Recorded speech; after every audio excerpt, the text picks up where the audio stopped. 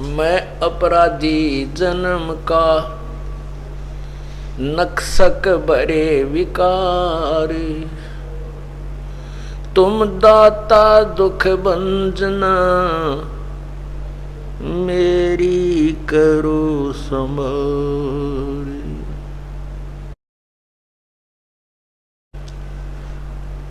बंदे तो कर बंदगी, जे चावे दीदार। अवसर मानुष जन्म का, मिले न बारंबार। मानुष जन्म पाके, जो नहीं रटे हरि नाम। जैसे कुआ जल बिना,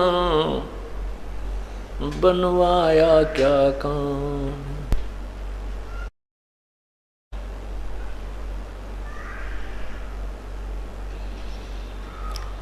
रतन जड़ाऊ मंदिर है, लख योजन स्थान। साकिट सगाना बेटियो, चाहे हो इंद्र समान।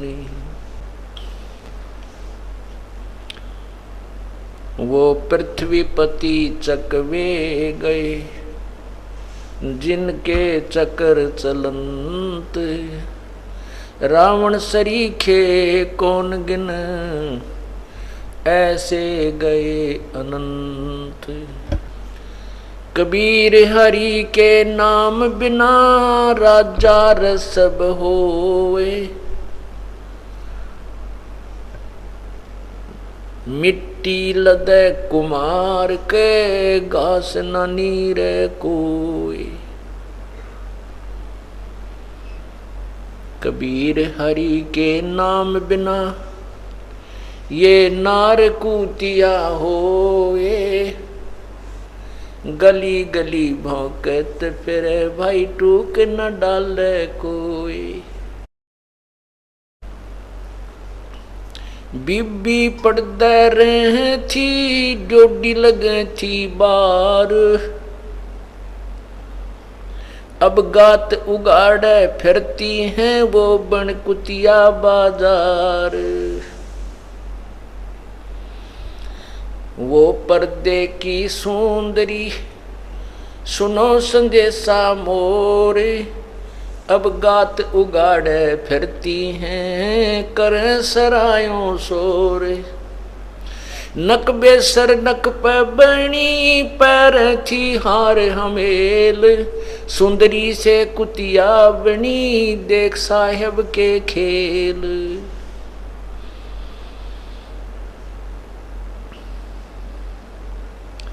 परमपिता परमात्मा दीन दयाल बंदी छोड़ कबीर परमेश्वर जी अपनी प्यारी आत्माओं को, जो अपने पैर पर कुल्हाड़ा मार के आप ही पीड़ित हो रही हैं, दुख उठा रही हैं, जो काल के जाल में फंस गई, उनको फिर पुनः जगाने के लिए, अपने उस सच्चे स्थान की याद दिलाने के लिए आते हैं और उनको इस अज्ञान अंधेरे में और मोह ममता की नींद के अंदर सोए हुओं को कैसे जगाते हैं। शब्द की चोट मारते हैं। क्या कह रहे हैं कि आज जो राजा बना है वो अपने पिछले जन्म के पुण्यों से बना है, अपनी भक्ति साधना से बना हुआ है। ऐसे ही कोई पुण्यात्मा रानी बनी है, वो भी पिछले अपने पुण्यों से ही बनी हुई है और उन पुण्यों को वो समाप्त करके इस जन्म में अपना जो किया हुआ आनंद, जो सुख है, राज्य है, उसका भोग कर मृत्यु को प्राप्त हो जाएंगे। और जो सत साधना नहीं करेंगे तो आने वाले जीवन में उनके साथ क्या बनेगी, उनको क्या कितनी यातनाएं सहनी पड़ेंगी, वो बता रहे और जगा रहे हैं। क्या कहते हैं, कबीर हरि के नाम बिना कि ये राजा रसब हो, रसब कहते हैं खच्चर ने, अच्छे बड़े गधे ने, और मिट्टी लदे कुमार के घास ना नीरे कोई।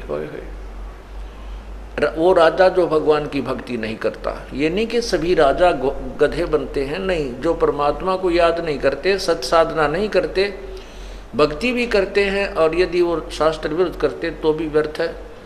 और जो शास्त्र अनुकूल साधना जो राजा करते हैं, वो राजा प्रजा के हितैषी होते हैं, प्रजा को अपने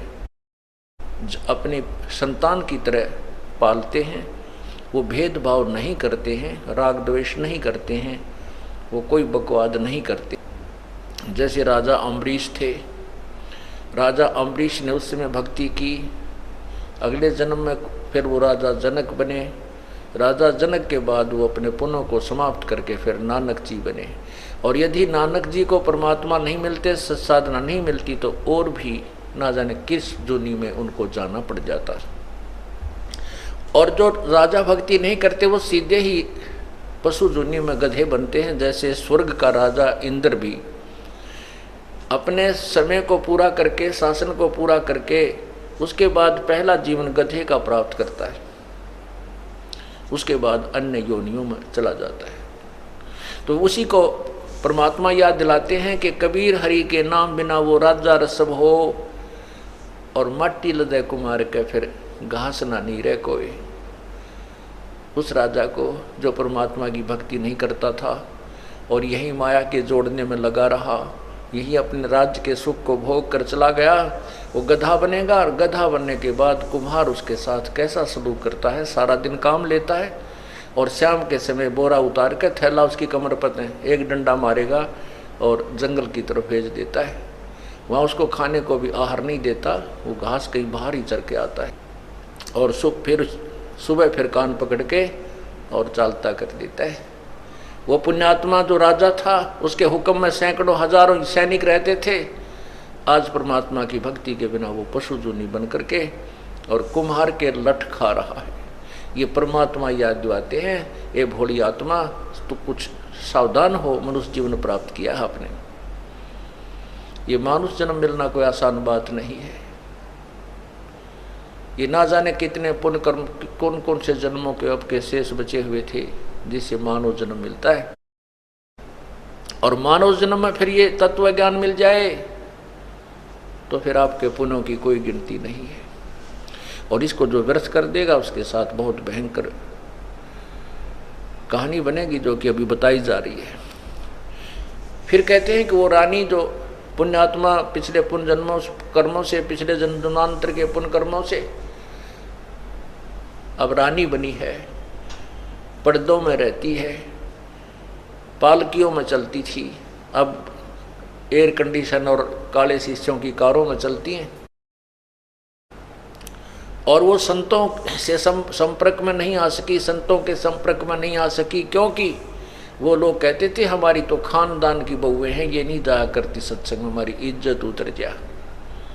परमात्मा कहते हैं इज्जत तो जब उतरेगी जब कुतिया बनकर नगन उगाड़ी फिरा करेगी गलियों के अंदर, इज्जत तो वहाँ बिखरेगी। अब सत्संग में और संतों के दरबार में जाने से इज्जत नहीं उतरती, वहाँ तो इज्जत बनाई जाती है, सत्य कहानी सुनाई जाती है, उसको चेताया जाता है, परमात्मा की कथा सुनाकर उस आत्मा को भगवान के चरणों में लगाया जाता है। तो क्या बताते हैं, कबीर हरि के नाम बिना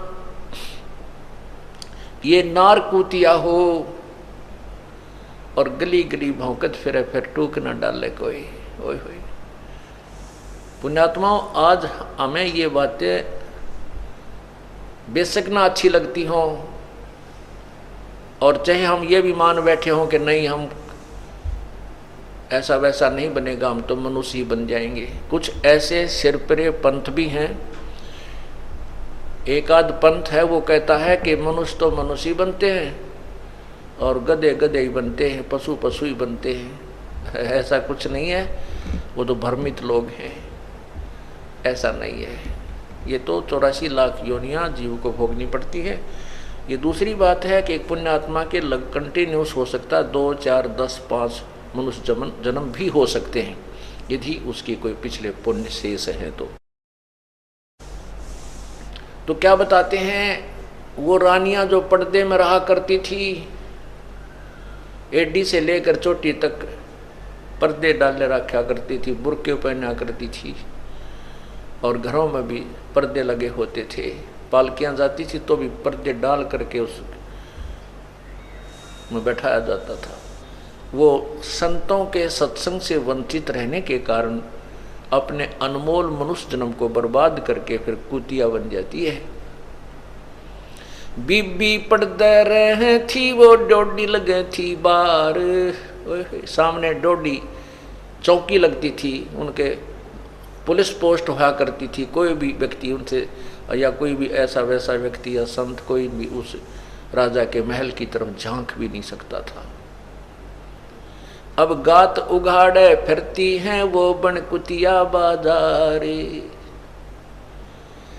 वो पर्दे की सुंदरी सुनो संदेशा मोरे, गात उघाड़े फिरती हैं इब करें सरा में सोरे। वही रानी जो पहले काजू और किशमिश बादाम डालकर हलवे बनाकर बांदियां बनाया करती थी, दासी नौकरानियां बनाया करती थी, और वो 4 चम्मच खाती थी, शेष झूठा छोड़ दी थी, जिसको नौकरानी और उनके बच्चे खाया करते थे। अब वही एक परमात्मा के नाम के बिना कुतिया बन करके धर्मशालाओं के आसपास डेरा लगाए रहती है, और एक टूक के लिए, एक ग्रास रोटी के लिए वह अतिथि जो खाना खा रहे होते थे उनके मुख की तरफ ताकती रहती है। ऐसे देखती है कि एक टूक ये किस समय तेरी तरफ फेंकेगा। देख, कोर्ट मुकदमा मोल ले लिया उस नादान आत्मा ने, सत्संग के अभाव से, संतों की शरण में न जाने से। कहते हैं नक बेसर नक पबनी, इसे सुंदर सुंदर नाका में कि काना में उसे मोटे मोटे सोने के आभूषण पहरा करती थी, हार पहनती थी 9-9 लाख रुपयों के। नक बेसर नक पबनी पहरे थी हार हमेल, अब सुंदरी से कुतिया बनी, देख साहिब के खेल। अब के शकल बनवा ली नादान आत्मा ने। पुण्यात्माओं, इस आत्मा को जगाने के लिए परमात्मा ना जाने कैसी कैसी चोट मारता है, जैसे शराब भी न ठाया करें। हम इस माया के अंदर, इस काल की माया के अंदर इतने मोहित हो चुके हैं, हमारे ऊपर इतना जबरदस्त प्रभाव है त्रिगुणमयी माया का, रजगुण ब्रह्मा, सदगुण विष्णु, तमगुण शिव जी के द्वारा, कि इसमें ये एंटीबायोटिक परमात्मा की अमृत वाणी और ये जाप मंत्र सारे प्रयोग करने से ये इसका नशा, इसका प्रभाव हमारे से निष्क्रिय होता है, और तभी हम सत्संग की तरफ आ सकते हैं। अन्यथा ये वही हमें सत्संग से दूर रख करके कोई न कोई आलस या कोई ऐसी कहानी बना करके परमात्मा से वंचित रखता है।